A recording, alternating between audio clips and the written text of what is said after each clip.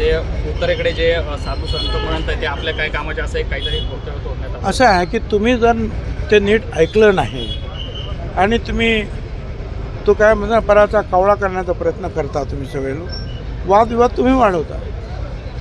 माझ्या तोंडी नको ते शब्द मी काय सांगितलं, अनेक साधू संत जिकडे बसलेले असतील हिमालयामध्ये, पण त्या हिमालयाच्या खाली ते माझ्या काय उपयोगाचे? खरंच आहे ना, जे साधू संत समाजामध्ये राहत आहेत, समाजाला मदत करत आहेत, मग आमच्या सिटीचे साईबाबा असतील, आत्मा मलिक असतील, असे अनेक.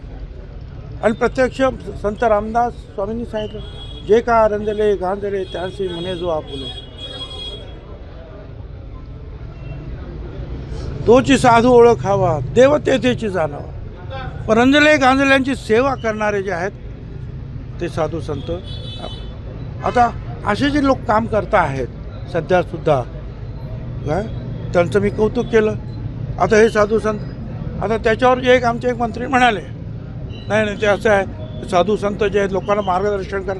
माझं तेच तर म्हणणं आहे की मार्गदर्शन करण्याकरता त्यांनी हिमालयाच्या खाली उतरलं पाहिजे, लोकांमध्ये मिसळलं पाहिजे, लोकांना खरोखरच मार्गदर्शन केलं पाहिजे, आशीर्वाद दिला पाहिजे. मी सुद्धा तेच म्हणतो आहे, मी कुठं काय नवीन काय म्हणालो. पण असं आहे ना की तुम्हीसुद्धा जे आहे ना त्याच्यात शब्दामध्ये सुद्धा जे आहे तुम्ही गडबड करता. माझ्या काही आमच्या काही कामाचे असं नाही म्हटलं, त्याचा आम्हाला काय उपयोग होतो, असं ते माझं वाक्य आहे. आणि ते माझं वाक्य बरोबर आहे, त्या वाक्यावर मी ठाम आहे. आंबेडकरांची जे संविधान होतं त्यामध्ये असं उल्लेख केलेला होता की तुम्ही त्यामध्ये महापुरुषांच्या देवी देवतांच्या प्रतिमा होत्या आणि त्यानंतर काढून टाकण्यात आले. यासाठी आता राज्यपाल राजस्थानचे झारीभाऊ बागडे विधानसभेत असं आपण ठराव करू असं त्यांनी हे केलं. बा त्याला मी उत्तर दिलेलं आहे काल. मला काही कल्पना नाही, तशी काही प्रत मी तरी अजून काही पाहिलेली नाही. तशी काही प्रत असेल तर ती त्यांनी सगळ्यांना दाखवावी. माझं काही कोणाचे फोटो छापण्यासाठी काही संविधानात काय लिहिलं हे सगळ्यात महत्त्वाचं आहे.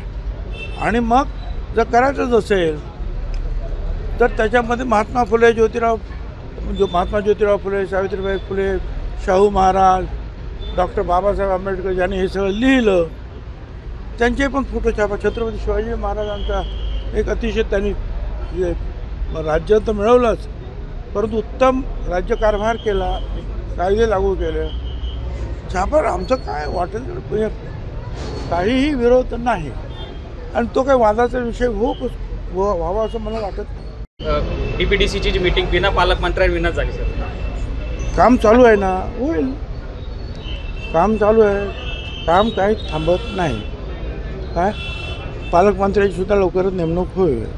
मला तुम्ही सांगा, ज्या वेळेला राष्ट्रपती राजवट लागू होते, महिना 2-2 महिने, काम कुठलं थांबतं का? काम सुरूच असतं, मंत्रालयापासून तर ग्रामपंचायत. ABP माझा, उघडा डोळे बघा नीट.